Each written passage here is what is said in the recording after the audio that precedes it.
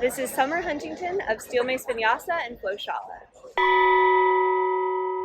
This video is all about the drop swing.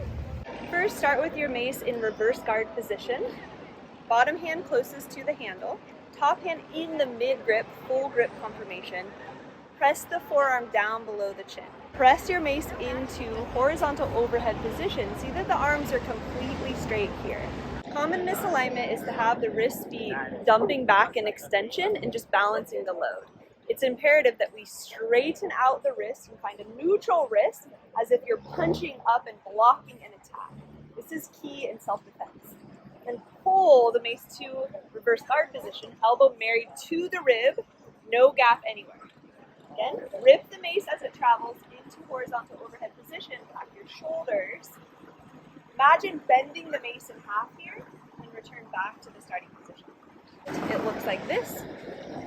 My knuckles point up, I have full grip conformation.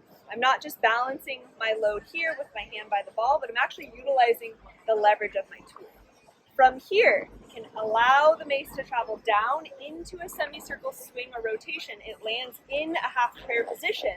I then externally rotate and return into reverse guard position. The complete movement is horizontal overhead press. I'd be here.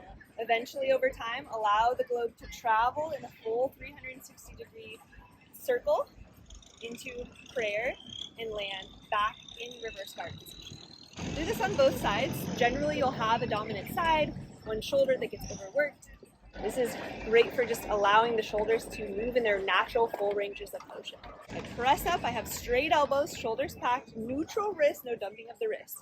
Once I've established a few repetitions of my horizontal overhead press and I've built strength and stability there, then and only then I can start to allow the mace to travel along that 360 path into my half prayer, crush the mace, return back to order position. Inhale, lengthen, exhale, allow the mace to travel, keep torque on the mace, keep gripping and crushing, and land in reverse guard position.